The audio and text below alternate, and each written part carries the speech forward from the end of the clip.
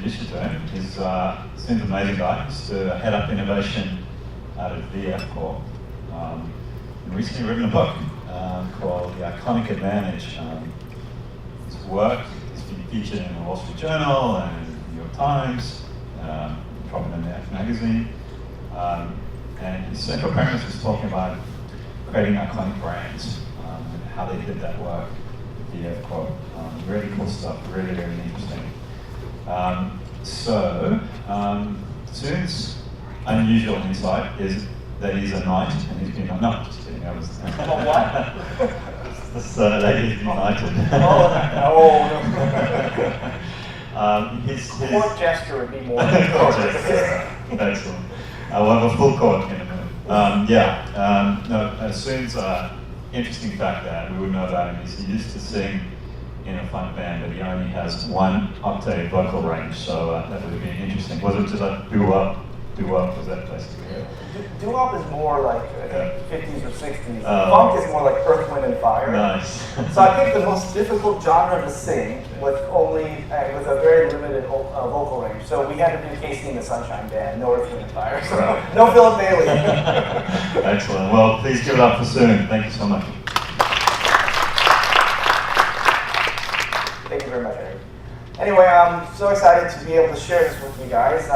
This is a work that I've been, passionately doing for the last over a year in terms of trying to build the material together for this book that's coming out later this year. And so I'm excited to share, kind of get your reactions, looking forward to the Q&A.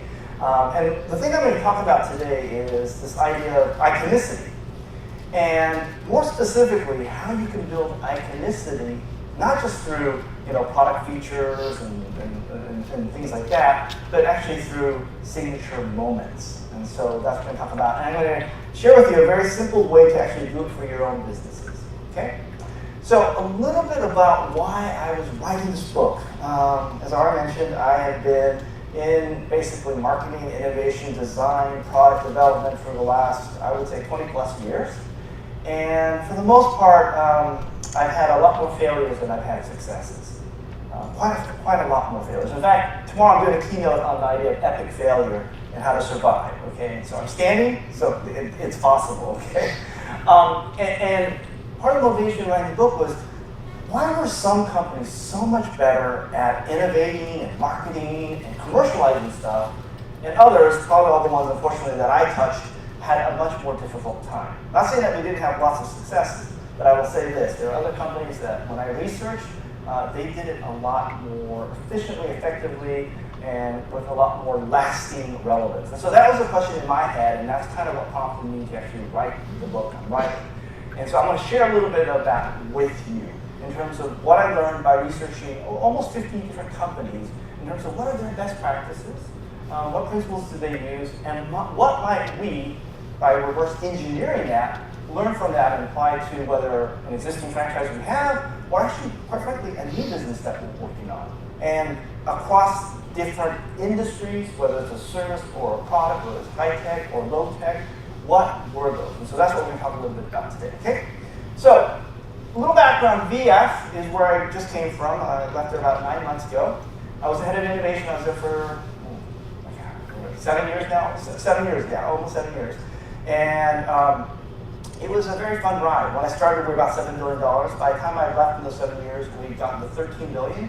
And about $2 billion of it is actually a result of the innovation work that the team and I actually were able to go after, okay?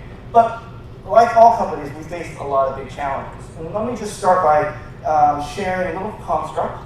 You guys all know Michael Porter. I mean, you guys are innovators, you better know Michael Porter, right? And Michael basically has a real simple sort of outline of different generic strategies that most businesses can go after, right? One of them is you can go after cost leadership, and the other is differentiation, okay? And I bet most of you, because you're innovators, are probably a little probably on the differentiation end. So think of these two generic strategies. Well, here's the issue at VF. VF, a large apparel company, we make the North Face, Vans, Timberland, over 30 different brands, okay? But here's what we were facing on the cost side. You guys heard of Uniqlo, Zara, H&M's of the world? They were disrupting us on the cost side. They basically can make everything that we made at half the cost, okay? But that wasn't the hard part, because obviously we had brands and we could charge a premium. This was the hard part. They could make it in less than 1/10 of the time it took us to make. Okay? So for us, we do a collection, we get the ideas, and it'd take us almost 2 years before concept boards, before we actually showed up in Macy's or someplace like that.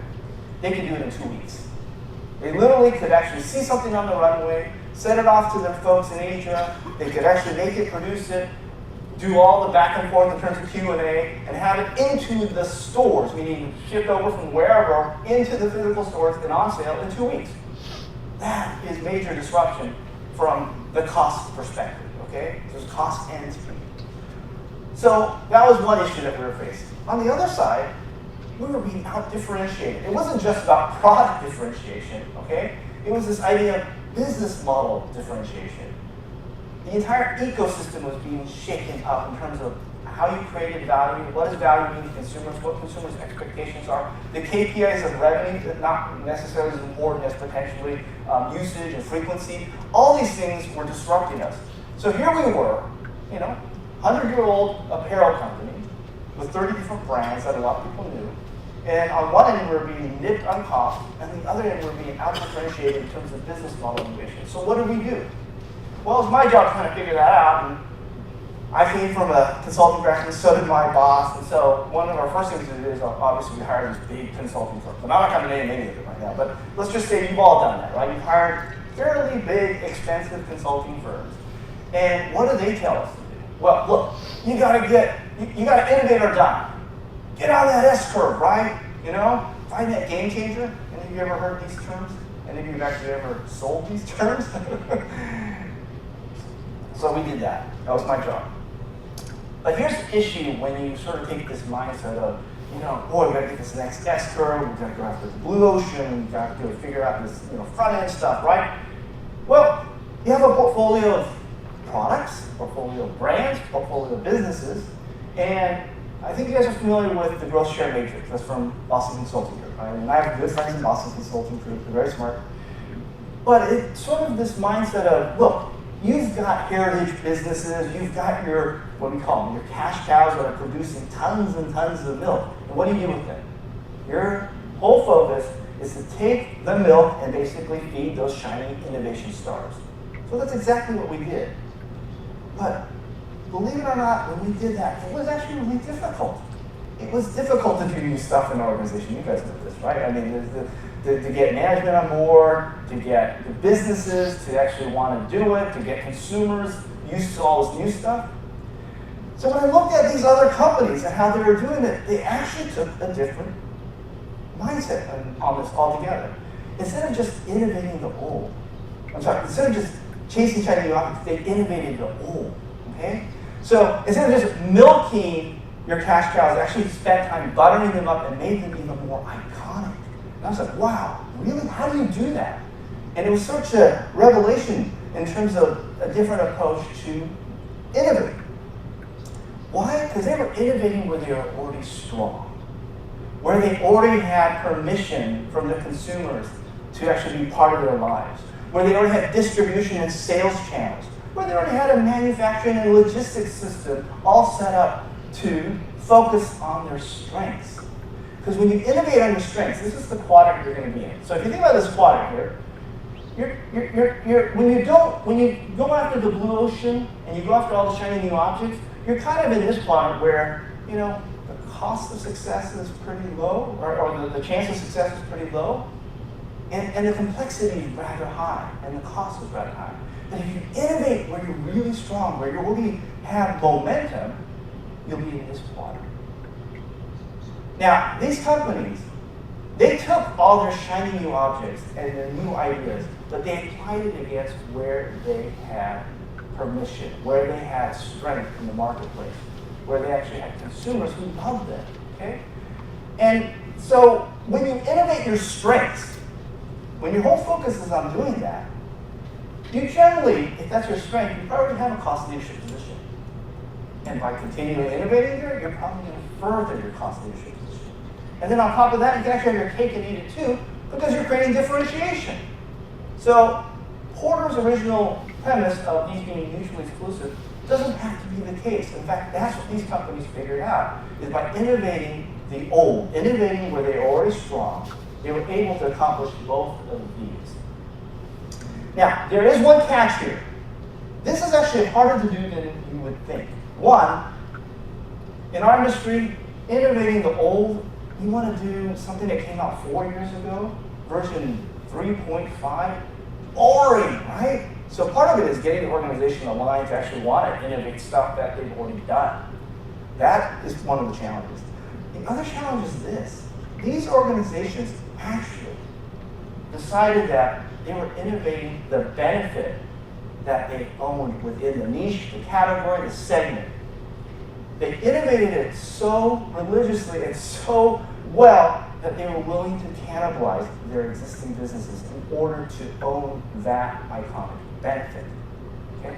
So those are two different things. One, you got to get the organization aligned and wanting to do old stuff. And two, you actually have the ability to want to cannibalize your existing businesses. Those are two paradigm shifts in terms of wanting to actually focus on what you're iconic. Okay? Now, let me just say something about this idea of differentiation. If you have something that you're known for, something that is iconic within the category that you're competing in, that is a different type of differentiation. Imagine going on your first job interview. You could have a set of big pens, or maybe something like this, where it was your grandfather who handed it down to your father, who handed it down to you for your first job interview. You may never pull it out in your interview. How often do you actually take notes during the interview, right? Okay? But you know it's there, so it gives you that quiet confidence. That's the type of differentiation we're talking about. And in fact, when you talk about iconic differentiation, it's so powerful that often it allows us to express who we are, what we care about, and what we want other people to think about us. So are you a Burke or a Birch? By the way, my wife is totally on this camp, okay? Funny thing is, I went to Tory Burch and actually shared this with them, and I asked them the same question, and you'd be surprised. They actually said that they do both. But they acknowledge that when they wear these versus when they wear those, they have a different mindset, they feel different about themselves, and they want to communicate something totally different about either who they are or the occasion they're being involved in, okay? But that is the power of iconic differentiation. And when you think about iconic differentiation, it even has the power, when we're not feeling so well, to provide soothing and comfort. See, the thing with iconic products and iconic services and iconic brands is they go way beyond what you can see, even beyond what you think or feel. They go to a much higher order place in terms of our belief systems, okay? They kind of represent what we want to believe about ourselves when we actually use those products. Imagine how you feel riding a Vespa versus a Harley Davidson, right? Very, very different experiences, okay? And that speaks to the power of iconic differentiation. And that's exactly what we want to achieve. The last thing I want to share about this idea of focusing in on what you're really good at, what you're really strong at, okay? And be willing to actually cannibalize yourself to be innovative there, is a quote that Steve Jobs gave to Mark Parker, who was the CEO of Nike. And he basically said this to him.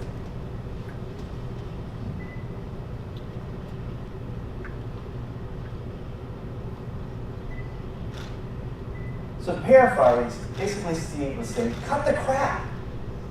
You know? And I hate to say this, sometimes when we're going after these shiny new objects, maybe that energy is better reinvested. Taking the same concepts, the same new technologies, the same tools, and potentially applying them against where we already have some strength. So that's the whole premise of building iconic advantage. And that's what the book is about. So what I'm going to do now is kind of go through some of the key principles and some of the key best practices that support the principles to achieve this idea of iconicity. So the first question we wanted to answer in the book was this: what makes something iconic? Believe it or not, we did a Google search on that, and there was actually, when you search innovation, I think it comes out like 3 million different entries. When you search this, actually very little is actually written about the specific qualities that make something iconic. But there are only 3 simple things. The first is this: iconic products tend to be very distinctive. There is something about that product, that service, that brand that makes it stand out. It's that simple. Now, this type of differentiation isn't different for different sake. It's also highly relevant. whatever they're iconic for, it's also highly relevant to the audience, to the category, the niche, the segment that you are speaking to. And lastly, it's quite simple, they're universally recognized for this distinctive relevance. If you within whatever, I'll give you an example. San Francisco, pizza. North Beach is one area, but there's actually a more famous area for pizza, and it's in Potrero Hill. And there's one iconic brand there named Goat Hill Pizza. Okay? You guys would never know about it, but if you're a San Franciscan, you know about it. If you hear about pizza, you would know about this because they make the only sourdough pizza in the world. That makes them distinctive, but it makes them very iconic within San Francisco, and that's all they care to be is iconic within San Francisco. So they are distinctive, relevant, because sourdough, if you like sourdough, it's delicious, and in their universe, which is San Francisco, they're universally recognized for sourdough pizza.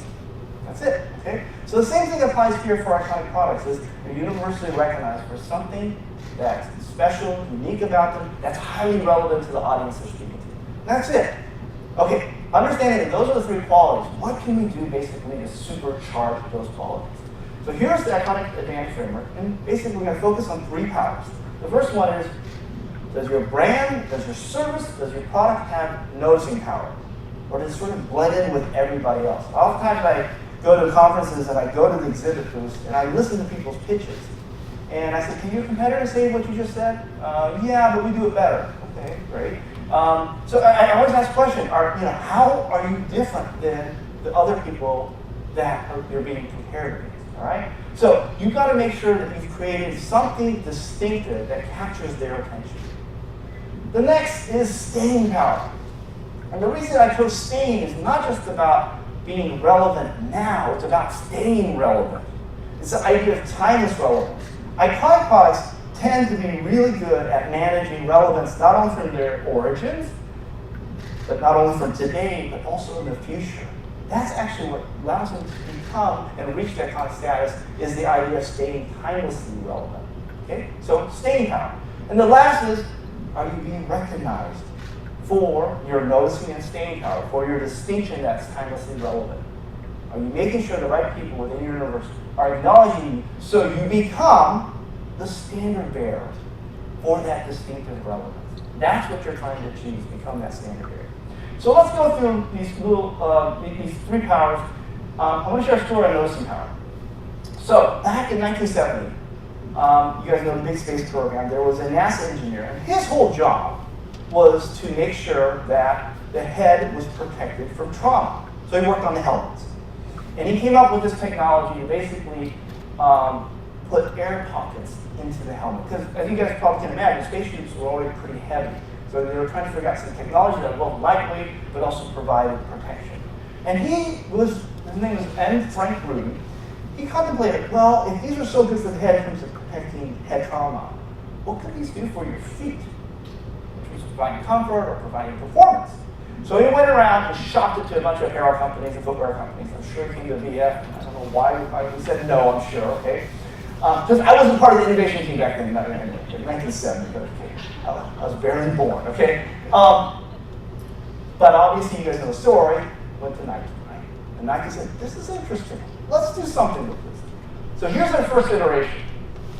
1970s, they put the air pockets in the sole.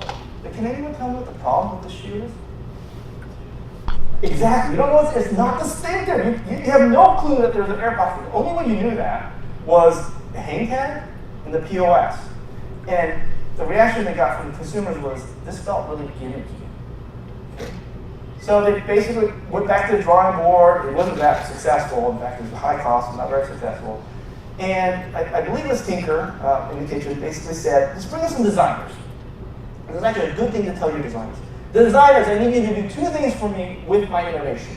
Number one, make the feature and the corresponding benefit visibly and immediately obvious to my consumers. That's job number one. Job two, make it sexy. Okay?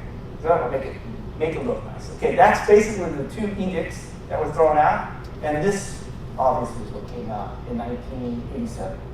I don't know about you guys, But when this came out in 87, some of you are probably too young for that, but when this came out in 87, I remember going to the shelf and thinking, wow, that really stood out. Because remember, everything else looked like this, okay? So then all of a sudden, there's this like see-through air pocket, and they put lighting behind it so you could actually see it kind of shine through, and it's like, what is that? I picked it up. I remember like flexing it. That was in there. I'm sure everyone did this. You poked at it, right? Of course I poked at it. I did the one extra step of sniffing it. I wonder, is it off gas or what? You know, does it have some funny smell? That made it really distinctive. And what was brilliant about this distinction is actually communicated a benefit, right? Most trainers lose 40% of their support within their life. But a pocket of air would never lose its balance. Brilliant. So, because today we're going to really focus on the other signature moments, I'm not going to go through this. So there are about 10 different ways that you can create signature elements that help your brand, your business, or your service stand out. I'm just sharing a few of them with you. Some of you can recognize, obviously, the Burberry style. You see that connotes sort of this idea of classic English elegance. Who ever thought a silhouette could actually become something iconic? But it's hard to go to a Japanese restaurant and not see that silhouette. We're going to talk about experiences later, but sensory. Sensory's a big one, right? I mean, you probably have heard a Harley way before you'll ever see a Harley, okay? You guys have been to the Westons or the Sheratons. As you walk into the lobby, there's actually a certain signature smell that actually then permeates into their soaps and their shampoos. So this idea of sensory is a big deal. I don't know if you guys grew up back in the astronaut days, but they used to drink something called Tang. You remember that flavor, the Tang flavor? That was a signature flavor. And unfortunately, Tang went out of business, but that signature flavor now is translated back into another product, Metamucil. I don't know, but anyway. So anyway, on a signature point of view. So there are a lot of different ways. Again, spokespeople, there's whole different ways, and in the book we cover that. But I just want to give you a sense that you guys know what your signature elements are in your brand, your service, or your products. Okay, so let's focus a little bit on staying power. I want to stay with the shoe. This is a simple example, it's easy to understand. Nike has been able to keep that shoe relevant for the last 30 years. How the hell have they done that? Well, the first thing they did is this. They protected what was signature about it. So for them, it was the swoosh, which was signature for the brand, and the air pocket, which was signature for the Air product franchise. That's it. Why do we do that? Because regardless of what generation it is, it produces the effect of having familiarity. And as you guys know, consumers tend to buy products that they're familiar with, okay? Over half consumers actually buy products that they purchased before. So this idea of protecting your familiarity by protecting your signature elements is the first thing you do, okay? The second thing, though, is they kept evolving the story from their heritage. And let me give you a simple example of what I mean by that. By the way, the reason they do that, it creates meaning, and my example is this, Tintin. He's the same guy, right? You know, he's an explorer, he's kind of cheeky, he's kind of fun, you know, he's got a lot of courage, you know, he's got a long and snowy, and so he's pretty much the same guy, but when he's experiencing the adventures he goes through, the new regions that he goes to, it does change him a bit, but he has the same DNA. The same thing is true here, because for your business, your brand, your product, you want to be going through new experiences and sharing those stories, because people want that meaning. By the way, the only time I thought he was a little out of character is when he had that cigarette. He looked like James Dean, but other than that, he's pretty much in character, okay? So that's what we mean by evolving the story and your heritage, okay? I talked about this idea of innovating the old. So here is the whole thing about innovating the old. Nike didn't just rest on the laurels. They didn't just say, hey, we're going to just have this bubble. Because they had competitors coming out with the Reebok Pump and all those other things, right? They kept going. They went from the back to the front to the whole shoe. And they never stopped innovating. Every single couple of years, something new would come out. And it would basically keep their competition at bay. It increased their differentiation and made it much more sustainable. And why do you do that? It creates delight. You know how consumers are. You all know about this idea of dopamine. It wears out, right? So you always have to keep things fresh for them. Last thing is, while they did those other things, they also made sure that the design fit the era that the product came out in. Okay? It fit the zeitgeist, the era, the fashion trends. And that's how they were able to create both excitement, and here are the four things together. And I think the best way to think about these four things is you're managing this tension between old and new, between familiar and exciting, okay? Between the idea of meaning, but also the idea of delight. And so it's that tension that actually allows iconic products to stay timelessly relevant. And as you guys think about your services, what part of you is familiar? That people always see, yeah, I know that's, Psyfuture. I always know that's that company. But, God, they're coming up with always these new things sort of based on what they're known for. That's great. So, scaling power, I'm not going to focus a lot of time on this, but let's just say this. A couple things. One, define your scaling universe. When I say iconic, most people think, oh, you got to be like Coke or McDonald's. No. Like I talked about, right? Go Hill Pizza in San Francisco. Define your universe. Be iconic to them. Think about this on a very personal level. Are you iconic within your own team, within your own department, within your own company? You can become, if that's what you want to focus on, right? What distinctive quality do you have, and how are you keeping it relevant within your department? Okay? What is your scaling universe? Define that. The next thing is, know what your iconic brand language is. Know what your signature elements are. What do you have to protect? But also know what you can play with. It's not just about what you protect, but also what you can play with, okay? And once you know those, then you scale the hell out of it. And there's three simple ways to do it. One is use marketing to create awareness. That, again, creates that universal recognition. Distribution to make sure that it's available as possible. Again, that helps with the idea of universal recognition. And the other is, as long as you have a very clear iconic brand language, extend it into other type of product categories that are related, that actually support it. That's how you build the idea of universal recognition. So I'm going to go back, look at this framework, and talk about this idea of signature moments. When you look at these signatures, there's 6 of them here. The one that is the stickiest by far is experience. So how might you create signature moments and signature experiences? You've all bought something like this, right? Take it back home, you get your scissors out, you cut it, that's still not enough, you still have to pry it open, and it's very painful. Is that fair? And you get a lot of headlines, right? Well, Apple figured out it doesn't have to be that way. Why not have something that's like unveiling a treasure? Why not let that become a signature experience in the entire journey that you have with the product? Okay, so I know some people are from the US, but most of you are. You all know tax day, very painful, okay? But this is a signature experience that TurboTax created. Basically now, you can take a picture of your W-2 and your bank statements, and it automatically populates it into their spreadsheet, into their program. So you don't have to do any of the input. Wow, cool, huh? So how might we create signature moments that make your service, your product, your brand stand out? There's 3 simple steps. One, you're going to map the journey, okay? You need to understand the journey, figure out when a signature moment might pop up. 2, it's this idea of creating pivotal or identifying pivotal moments. I learned this from BMW. What they did is basically their design works team figured out there are like 1,000 different moments or 1,000 different sort of points in their journey. Only 20 of them matter in terms of customer love and customer hate, and they identified those 20. So what are your 20? Then pick one. Maybe 2, but pick one that is going to become your signature. Okay? So find the pivotal moments, pick one to become your signature, and over-index in terms of how you deliver against that. And then lastly, continue to innovate against that. So how do we do this? Mapping the journey, tons of different technologies and methodologies to do this. We're not in the market research event. If we were, we'd probably go over those. Don't need to know. Here's what what you guys need to know. Find 3 of your consumers. That's all you need. You probably need to do it 2.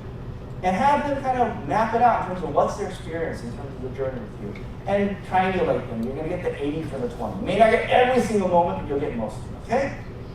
Then, how do you find the pivotal moment? So, I decided to do a challenge for myself, which was, I'm going to figure out pivotal moments using all I have in the house on a Saturday afternoon, okay?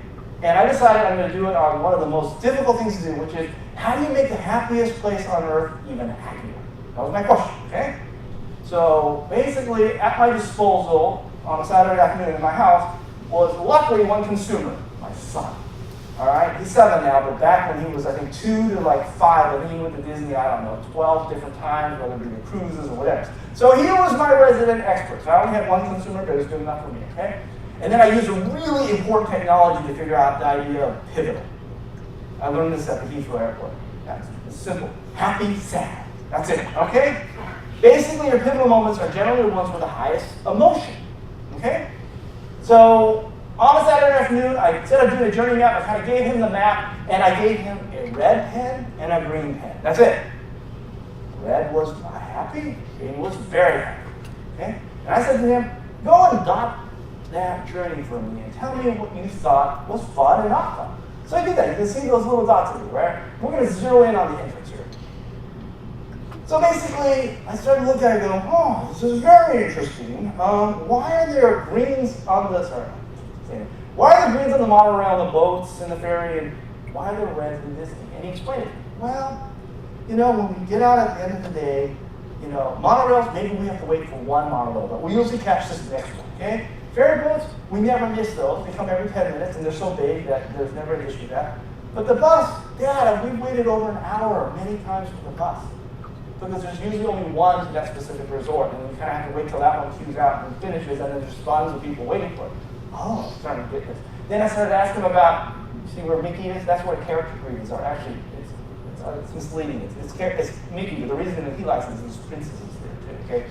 So, princess lights can be over 3 hours long. I don't know if you know that, but they can be over 3 hours long. This used to be, remember, old Disney, right, when he was 5. So, that's what he hated, but of course it was green once he got to the princess. So, not so happy, right? Lots of different cues for a lot of different things. Just worked with my son on Saturday afternoon, he kind of figured out cues are an issue, right? Those are potential pivotal moments that you might want to create a signature around. Right? So finding pivotal moments doesn't have to be rocket science. It can be stuff that's available to you now. Now, how do you create a signature out of it? Well, me and my son, we kind of edited there because he kind of wanted to go and have a snack. And it was enough. It was good. So, in terms of signatures, luckily, there are other companies that do this really well. One of them is actually Frog Design. And what they did is they basically worked with the Disney team, and they mapped out the same thing that me and my son did. They kind of figured out what was the journey, and within there, where were the pain points and where were the happy moments. And then knowing that, how might we actually create a signature from that? Well, long story short, they created this. You guys all know about the Magic Band, right? So what's wonderful about the Magic Band is it does create a signature moment, which is when you enter the park, it knows who you are. It knows that Benjamin here, right, came here last year with your kids, right? And guess what? It's your birthday today, and we have a cake waiting in town hall for you, plus some pictures from last year, and free album. And wow, it's just like they know me, they know about me, what I'm going to do, what resort I'm staying in.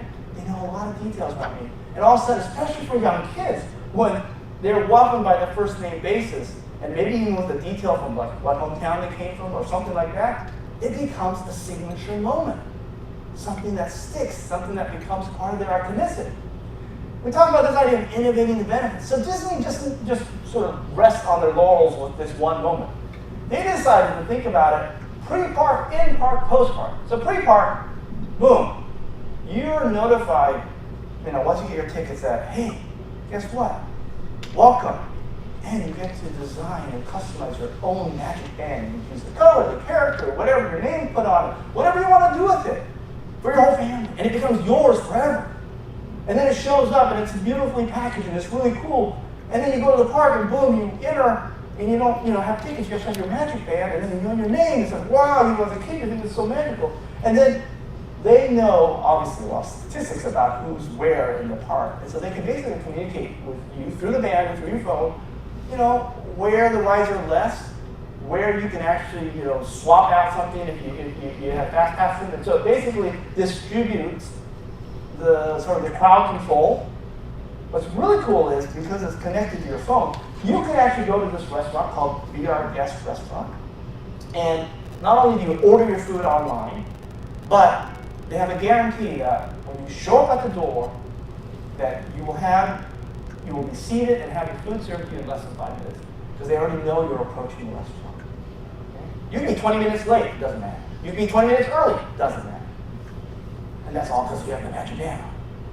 Obviously, in terms of having to pay, in terms of having personal interactions with characters, and then obviously with your photos. So this idea of continually innovating that signature moment. They didn't just rest on the park entrance. I want to end with one last example, which is Amazon. And part of this example is this idea that it doesn't have to always be about products. And two, this idea I said earlier, willing to cannibalize who they are and what they're about in order to own an iconic benefit. So we all know when Amazon came out, they were probably known for two things: books, right, and price. Okay? And they went from books to being all sorts of things, but also it's like availability and price. Well, guess what? That's not what Amazon is going to be about. That's how they started. They kind of, I don't know, accidentally landed on this, but now they're going to own this one click. Okay? Who would have ever known that you could actually trademark something like that? But they did. They got it, and then you know what? They're actually buying it, and now they're becoming iconically known for the idea, the benefit behind one click. So think about the benefit behind one click. They've taken it, now you can have instantaneous books, music, videos, no-brainer stuff, right? But they've gone beyond that and gone to the physical world where they have buttons where if you need something, you can press it on your washing machine, your refrigerator. If you want potatoes and beer on your couch, all that's available to you now. Okay? Didn't stop there. We all know this is going to happen, right? It's already happening. Okay? Same day delivery. Right? They even decided they don't even need a damn website. Screw the website. I guarantee you guys, in 10 years, our kids won't even know Amazon was the website. Why? Because this is what they want to own.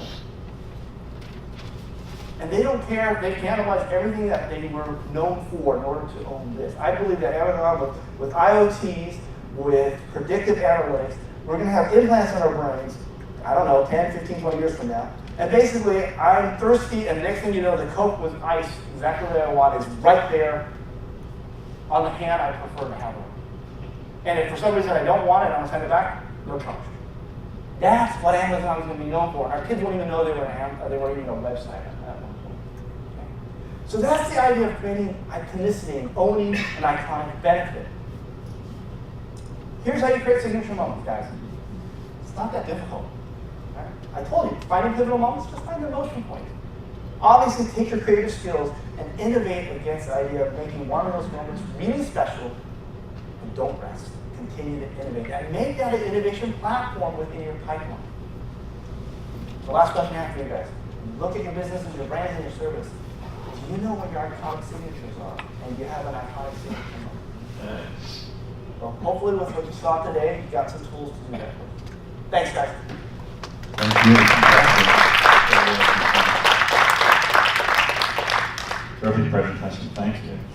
So I've got some time for some questions. Any questions from anyone? Yeah. So you showed signature moments for services, but how about for like a VF brand? How might you do Great question. Yeah. So I'll share an example.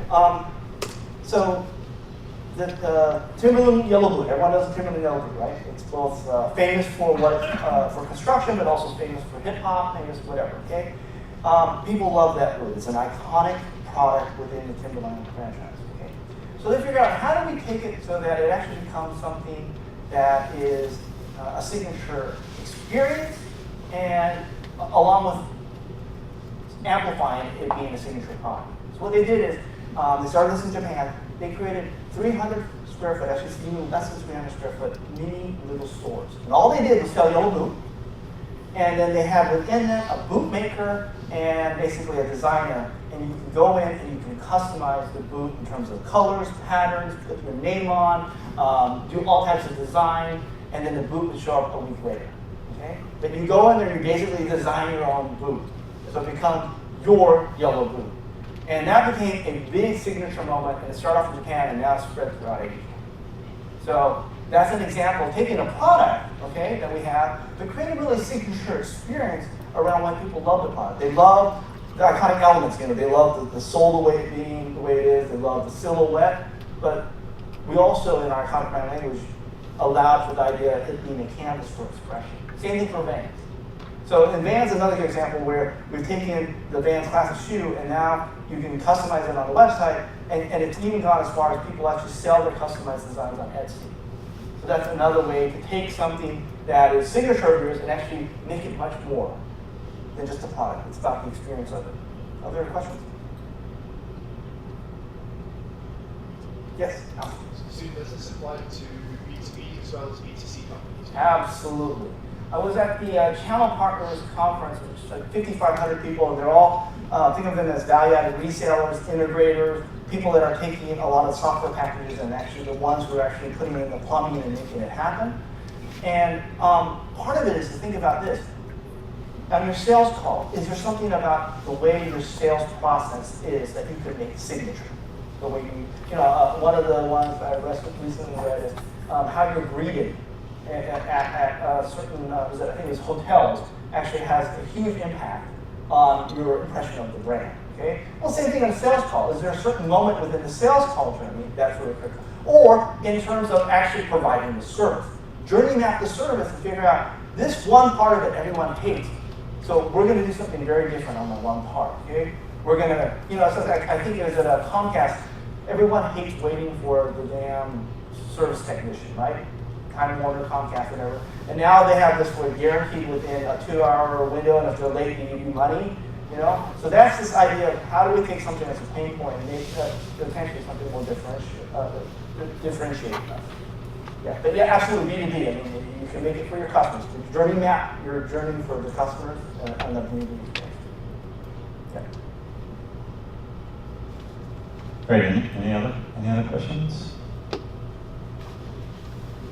All right, great. Well, it's about out of time, so thank you. That was terrific. Thanks, guys. Thank you. So soon.